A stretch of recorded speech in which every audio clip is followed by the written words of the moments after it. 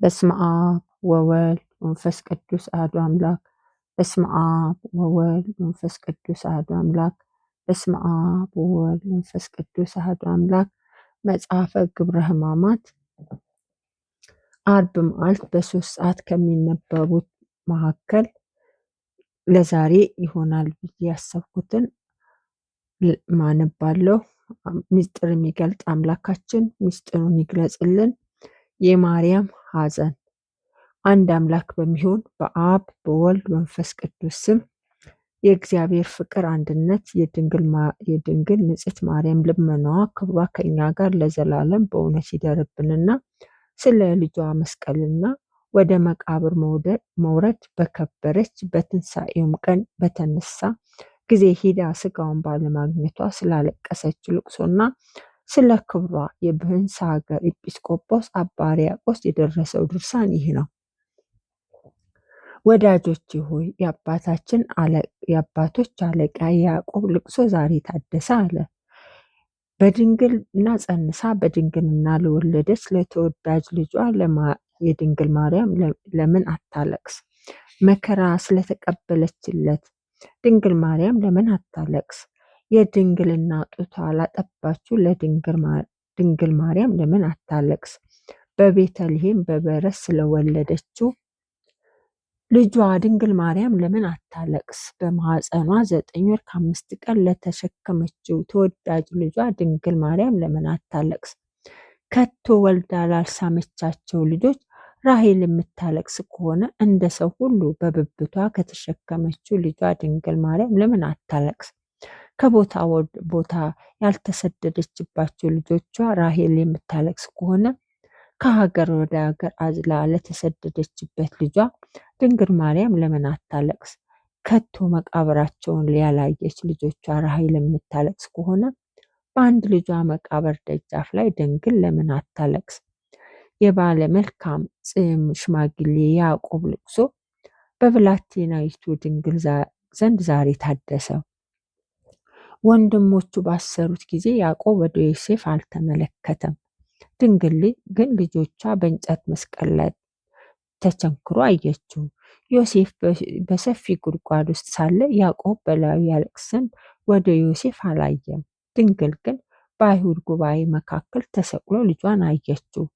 ዮሴፍ ወንድሞቹ ልብሱን ገፈው ሲያራቆቱት ያዕቆብ አላየም። ድንግል ግን በበጎ ምክር በላያቸው የአይሁድ መካከል ልብሱን ገፈው ራቆቱን ሆኖ አየችው። ወንድሞቹ ዮሴፍን በ20 ብር ሲሸጡት ያዕቆብ አላየም።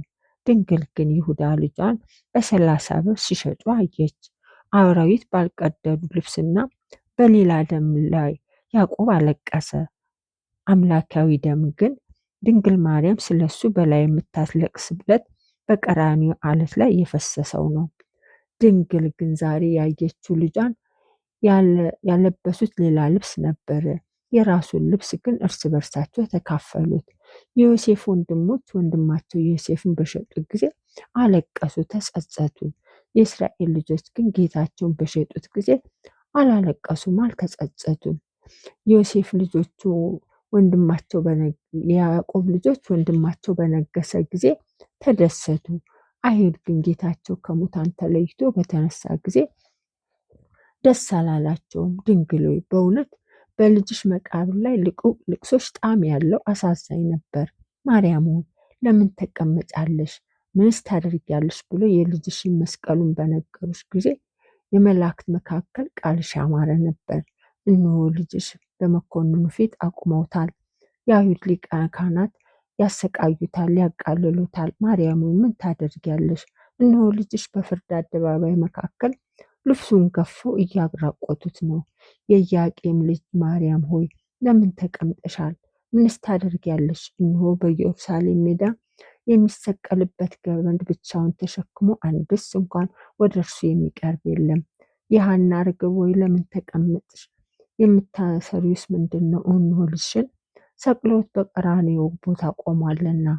የዳዊት ዘር ሆይ ልጅሽን በመስቀል ላይ ለምን ከፍ ከፍ አደረጉት? እመቤቴ ድንግል ሆይ በዮሐንስ ቤት ዛሬ ልቅሶሽ በእውነት ጣዕም ያለው እንደነበረ እንዲህ ስትይ ወዮ በዚህ መራራ ወሬ ነጋሪ ለኢዮብና እስራኤል ለተባለ ያዕቆብ ካረዷቸው መርዶ የመረረ ነው። ዛሬ ወደ እኔ የመጣ ለዚህ ለክፉ ወሬ ወዮ። ልጄ ሆይ አገሩን ባቃጠሉ ጊዜ ለሎጥ ካረዱት መርዶ ያስጨንቃል። በእኔ ላይ ለደረሰው ለዚህ አስጨናቂ ስብከት ወዮ። ልጄ ሆይ ስለ ኃያላን እስራኤል ሞት ካረዷቸው መርዶ ይበልጣል። ከዚህ ከክፉ ወሬ ወደ እኔ ላመጣው ለዚህ ወሬ ነጋሪ ወዮ። ልጄ ሆይ እነሆ ስታረጋጋኝ 30 ዓመት ይሆናል። ልታገስም አልተቻለኝም፣ ልገስጽህም አልተቻለኝም። ዛሬ ግን ወደ እኔ ወሬው እስከመጣ ድረስ መጥተህ እስከምትገባ አንዲት ሰዓት እንኳን አላመንኩህም። ልጅ ሆይ ለሐዘኔ ሁሉ ጥንቱ ሰሎሜ ናት። እኔ ዳኛውን አየው ዘንድ ከቤት አልወጣም፣ በፈራጁ ቤትም አልቆመም። ሌባው ራሱን ሲቆርጡት ሽፍታውንም ሊገሉት ዘንድ ሲፈርዱበት አላየውም።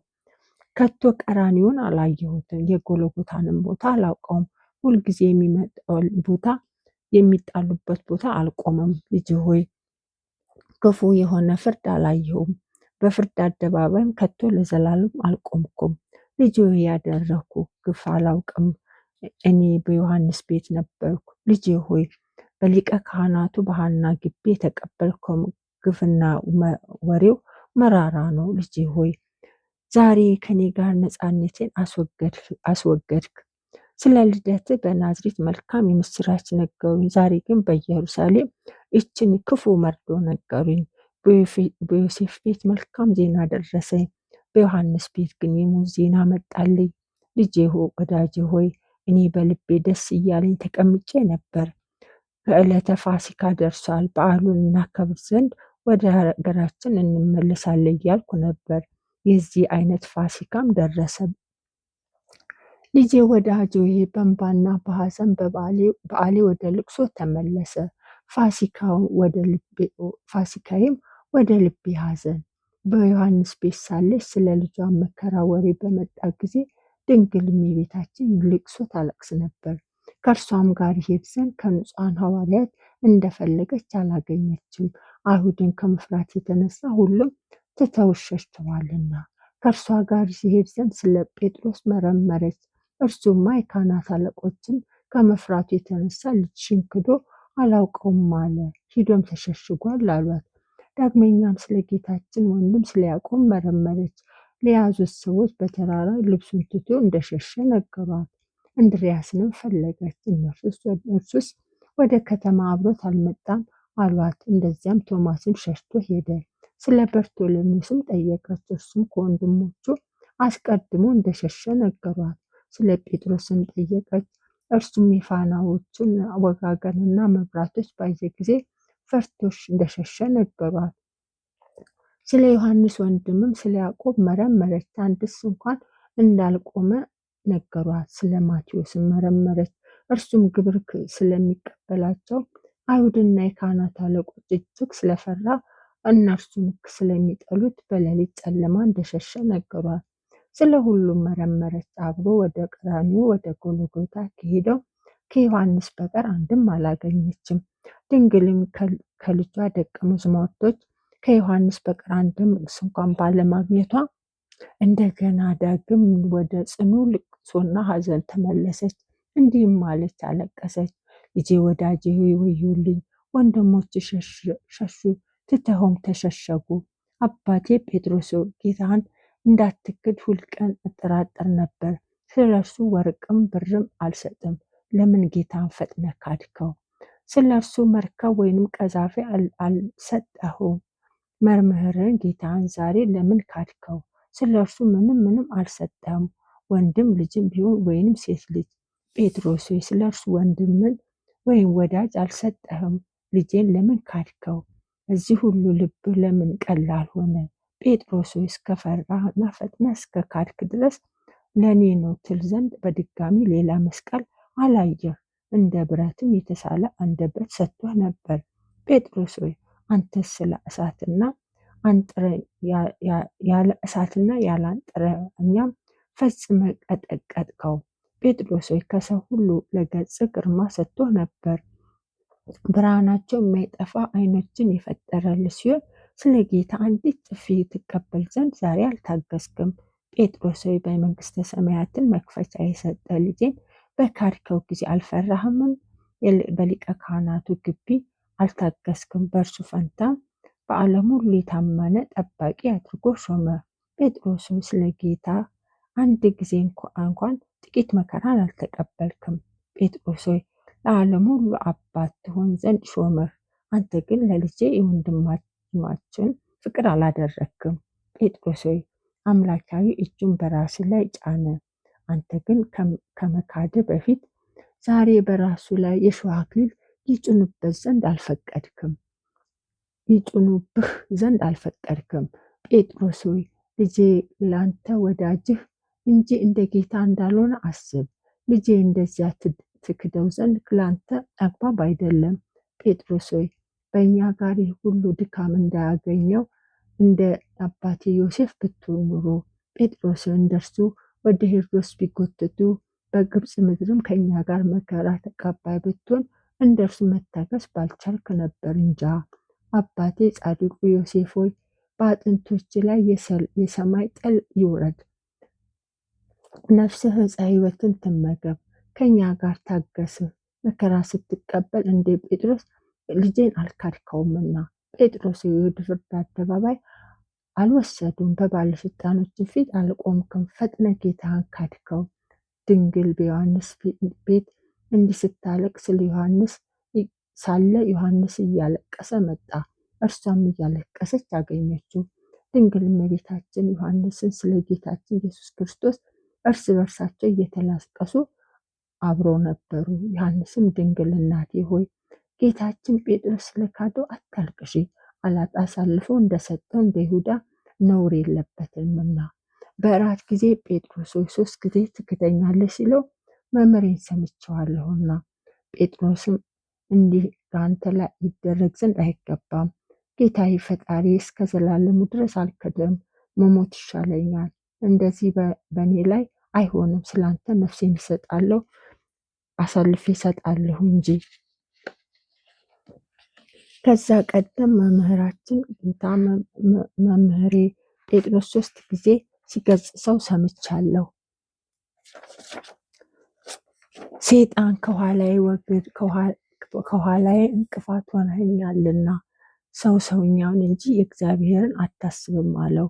አሁንም እመቤቴ እናቴ ሆይ ስለ አባቴ ጴጥሮስ መካድ አታልቅሺ፣ ለኃጢአተኞች ሁሉ ለንስሐ ምሳሌ ነውና በቃሉ የታመነ የጌታችንን ቃል አስተባብሎ ነበርና። በሐዘኗ የሚገኝ በረከት ከዓይኗ የፈሰሰ የእንባዋ ጸጋ ለዘላለሙ ከኛ ጋር ይኑር አሜን። ድንግል ልጇን ስላየችው ፍጹም ሐዘን ልቅሶ አገኛት። በዮሐንስ ቤት ሳለች እንደገና ወደ ልቅሷ ተመልሳ ዮሐንስ ወደ ቀራንዮ ተመራኝ ዘንድ እማጸንሃለሁ አለችው። ዮሐንስ ወይ ካንተ ጋር ወደ ጎልጎታ ትሄድ ዘንድ እማጸንሃለሁ፣ ሌባውን ሲሰቅሉት ወንበዴውን ቸብቸቡን ሲቆርጡት አላየሁምና እንደ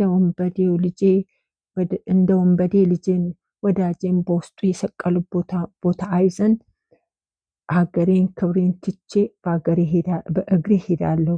ልጄ ወይ ከወንድሞች አንድስ እንኳን አብሮ የቆመ የለም፣ ወይንም ካንተ አንዲት ቃል የሚናገር የለም። ልጅ ሆይ በልጇ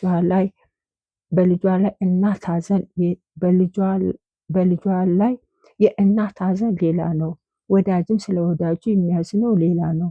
እናትም ለተወዳጅ ልጇ ላይ ከልቧ የምታዝነው ሐዘን ልዩ ነው። ወዳጅም ለወዳጁ ልዩ ሐዘን አዝኖ ያለቅሳል። ሐዘኔም በኢየሩሳሌም ካሉ ሰዎች ሁሉ ሐዘን ይጸናል። ልጄ ሆይ ልቅሶዬ ካንተ ዘንድ ከተሰበሰቡ ሰዎች ልቅሶ ይበልጣል። ዮሐንስም ከልቅሶዋና ከሐዘኗ መጽናናት እንደማትችል እርሷን ሊያረጋጋት እንደማይችል ባየ ጊዜ እርሷም ካላየሁት መጽናናት አልችልም ያለችው ስለሆነ ዮሐንስም እኔ ከአንቺ ጋር ወደ ቀራንዮ እሄዳለሁ፣ ታዩ ዘንድ ተነሺ እንሂድ አላት። ድንግልም ከዮሐንስ ቤት ወጥታ በኢየሩሳሌም ሜዳዎች ውስጥ በእግሯ ተጓዘች። ድንግልን ፈጥና ስትራመድ የሚያዩ ሰዎች እንዲህ የምታለቅስ ይህች ማን ናት እያሉ እርስ በርሳቸው ይነጋገሩ ነበር። ሌሎችም ከገበያ የምትሻውን ስትገዛ ከቶ ይችን አላየናትም ይሉ ነበር። ሌሎችም እርስ በራሳቸው እቺ እንግዳ ናት፣ በሀገር ውስጥ ያለማስተዋል ትሄዳለች ይሉ ነበር። የጌታ ኢየሱስ ደቀ መዝሙር እንደሆነ ዮሐንስ የሚያውቁ እንጃ ይቺ እናቱ ትሆናለች፣ በመስቀል ላይ ተሰቅሎ ታየው ዘንድ ትሮጣለች ይሉ ነበር። ሌሎችም ይቺ ዮሴፍ ሚስት ትሆናለች፣ ስለ ልጇ ወሬ ነግሯት ይሆናል ይሉ ነበር። ሌሎችም መልኳ ደም ግባቷ እንዴት ያምራል እያሉ ይሉ ነበር። ሌሎችም በዚች ሀገር ከቶ እንደዚች ያለች አላየንም፣ መልኳ የልጇን መልክ ይመስላል ይሉ ነበር። በገበያ ውስጥ ያሉ ሰዎች ስለ እርሷ ይነጋገሩ ነበር። ነገሩ በገበያ ሁሉ ተሰማ። ሶሎሜም ከኋላዋ ትከተላት ነበር። ሌሎችም ሴቶች ራሳቸውን ተከናንበው ይከተሏት ነበር። በልቧ ከማዘን በቀር ምንም ወደ ቀኝ ወደ ግራ መመለስ ቀለስ አትልም ነበርና። ወደ ጎለጎታም በደረሰች ጊዜ ሰው ተጨናንቆ ተሰብስቦ አየች። በእንጨት መስቀል ላይ የተሰቀሉ ያዩ ዘንድ የተሰበሰቡት ሁሉ ብዙ ሕዝብና አሕዛብ ሰራዊትም የተጨናነቀውን ሰው አየች።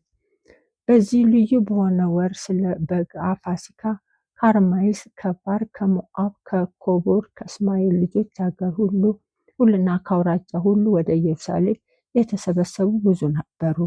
ሕዝቡም ሁሉ ስላዩት አስደናቂ የሆነ ታላቅ ታምር ተጨናንቀው እርስ በርሳቸው እነሆ በዚህ ሰው ላይ ክፉ ምክራቸው በግፍ ፈጸሙ ይሉ ነበር። ሌሎችም እነሆ ብዙ ዘመናት የዚህ ሰው ሞት ሲፈልጉ የነበሩ ናቸው ይሉ ነበር። ሌሎችም እነሆ ዛሬ ኃያልና ጽኑ ብርቱ ሰው ገደሉ ይሉ ነበር። ሌሎችም በዚህ አገር እውነተኛ ፍርድ ቢኖር ይህም ባልገደሉት ነበር ይላሉ። ዳግመኛም እንደገና ሌሎች በአይሁድ ሁሉ ላይ ያነግሰው ዘንድ ስለ እርሱ ንጉሥ መልእክት ሲጻፍለት ይህ አይደለም ይሉ ነበር። ስለዚህ ንጉሥ ሄሮድስ ይገሉት ዘንድ አዘዘ አሉ። ሌሎችም ስለ እርሱ ሳይሞት የወንድሙ ሚስት ነቅጦ ጎስቋላ ያደረገው ይህ ነው እያሉ ሄሮድስን ረገሙት። ዳግመኛም እነሆ ያለ ፍርድ ይህን ገደለው ይላሉ። ድንግልም ስለ ጽኑ መከራዋና ስለ ልቅሷ ስለ ብዙ ሐዘኗም አንገቷን ወደ ምድር ደፍታ ነበር። ከተሰበሰቡት የአይሁድ ብዛት የተነሳ ታላቅ መጨናነቅ ነበርና የምትወደው ልጇን ማየት አልቻለችም። ዮሐንስም አየው ዘንድ ወደ ልጄ ወዳጄ ወዴት ነው? የተጨናነቀው ታላቅ ጉባኤ እንዳላዩ ከልክሎኛል አለችው። ዮሐንስም ከመስቀል ላይ ታዩ ዘንድ ከምዕራብ እስከ ምዕራብ ባለው ጉባኤ ላይ ዓይኖችን ቀና አድርጊ አላት። ዓይኖቿን ቀና አድርጋ አየችው። ደርሳም በቀኙ እስከ ቆመች ድረስ በጉባኤ ውስጥ መሄድ አላቋረጠችም። እርሱን በመስቀል ላይ ሆኖ ታየው ነበር። ቸር ፈጣሪያችን የእናቱን ትሕትና አይቶ ዓይኖቹን ወደ ዮሐንስ አተኩሮ አንተ ሰው ይህች እናትህ ናት አለው። እናቱንም ይህች አንቺ ሆይ ይህ ልጅሽ ነው አላት። ዮሐንስም ወደ ቤቱ ይወስዳት ዘንድ እጇን ደግፎ ያዛት። ድንግልም ዮሐንስ ሆይ በልጄ ላይ አለቅስ ዘንድ ተወኝ አለችው። እርሱም ያለ እህት ያለ ወንድም ብቸኛ ነውና ከእርሱ ፈጥነህ አትለየኝ ብላ ተናገረችው። ዮሐንስ ሆይ እርሱስ ምድራዊ አባት የለውም? ልጄ ሆይ ይሄ ራስ ላይ ያለው የሾህ ዘንግ መከራውን እንዳንተ እታገሰው ዘንድ በራሴ ላይ ሊሆን በወደድኩ ነበር። በወንበዴ ሁሉ ላይ የስቅላት ፍርድ የሚገባ ከሆነ ይሁዳ ሆይ ለምን አልሰቀሉም? አንተ ሌባ ነበርክና። ከመሞታቸው በፊት ሽፍቶች የሚያራቁታቸው ከሆነ ይሁዳ ሆይ ለምን አላራቁትም? በሙዳየ ምጽአት የገባ የምትሰርቅ ሌባ ነበርህና። ዮሐንስ ሆይ ዛሬ በዚህ ጉባኤ መካከል ጉስቁልናዬን ተመልከት፣ በመከራው በመድከሜም የልቤ ሐዘን ተመልከት፣ በፊቱ ጠግቦ ዘንድ ተወኝ። ዮሐንስ ሆይ የድሃ ማደሪያ ሊሆነ በዚህ ተራራ ያለ ዛሬ አላየውምና በእርሱ ላይ አለቅስ ዘንድ ተወኝ። በመከራው ጊዜ የኢዮብ መኝታው ነበርና መከራዬም ከመከራው ይበልጣል። ይቺ ቦታ የድሆች ሁሉ መጠጊያ ናትና ከእርሷ ጠግብ ዘንድ ተወኝ።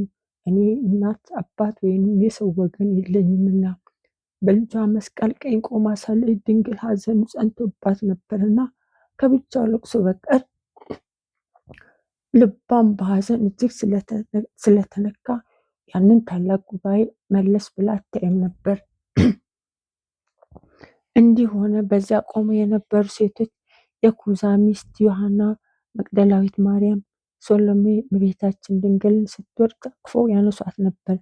እነዚህ ንጹሐን የሆኑ ሴቶች መካከል ልቅሷ ልብ የሚነካ አሳዛኝ ጣዕም ያለው ነበርና ስለ ልቅሷ በጣም ያለቅሱ ነበር። ከአይሁድ ሴቶች የሆኑ ሌሎች ግን ስታለቅስ ልቅሶውን የሰሙ እንዲህ ያሉ ተገዳደሯት። ከወለድሽው ከ2 ዓመት በአንቺ ምክንያት ክንዳችን ልጆቻችንን ከማቀፍ ተለይቶ ነበር። በቀላችን ዛሬ በአንቺና በልጅሽ ላይ መጣ። በሄሮድስ ጋር የነበሩ የአይሁድ ታላላቆችም ይገድለው ዘንድ ሄሮድስን ልብ ያስጨክኑ ነበር። እርሱ ጲላጦስ ጌታ ኢየሱስ እንደሚወደው ለሄሮድስም አመልክተውት ነበርና ከአይሁድ ብዙዎች ልንሰቅለው ብንሄድ አሕዛብ ይነሱብናል፣ በጲላጦስ ምክር ከእጃችን ነጥቀው ይወስዱታል። አሁን አንሰቅለው ዘንድ ትእዛዝህን ኃይልህን ላክ አሉ። አይሁድ ስልጣኑንና ጭፍራቹን ከነሱ ጋር ይልክ ዘንድ ብዙ እጅ መንሻ ሰጥቶት ነበርና፣ ስለዚህ ስራ በዚች ቀን ጲላጦስ ከእርሱ ጋር አልወጣም።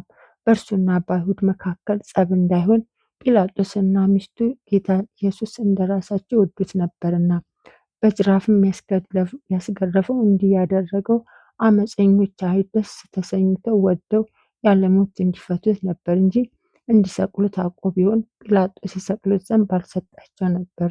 እርሱ ሚስቱና ልጆቹ ሆነው ለሞት ባላደረሱት ነበር። ከቶ እጁን በላዩ ባልጫነ ነበር። ዳግመኛም በሰንበት ማንም ምን እንዳይፈውስ ይህን ራሱን ጽኑ ያደረገ ሰው አንተ ብትቀጣልን እኛ ፈተን እንለቀዋለን ብሎ በሐሰት ለጲላጦስ ነገሩት እንጂ። በዚህ ሽንገላ ምክንያት ቃላቸው እውነት መስሎት ጲላጦስ ገረፈው። ዳግመኛም ሁሉ ወደ ጥንተ ነገራችን እንመለስ። ድንግልም በልጇ ቀኝ ቆማ ነበር። ዮሐንስም ወደ ቤቱ ሊወስዳት ወዶ ወደ እርሷ ቀረብ ብሎ ከእርሱ ትሄድ ዘንድ ለመናት። እርሷ ግን በለቅሶና በጩኸት ፍጹም ሐዘን ሆኖ ቆመች። ልጇም እንዲህ እያለች ወደ ሀገር ተመለሰች። ልጄ ሆይ በላዩ በሰቀሉ መስቀል ላይ እያለ በፍቅር እሰናበትሃለሁ። ብርሃን ሳለ ተሞላው ምራቃቸውን ስለተፉት በፊትህን እሰናበታለሁ። በሁለቱም በዶች መካከል የሰቀሉ ንጉሥ ሆይ ለመራቆትህ እጅ ነሳለሁ፣ ሰላምታም አቀርባልሃለሁ።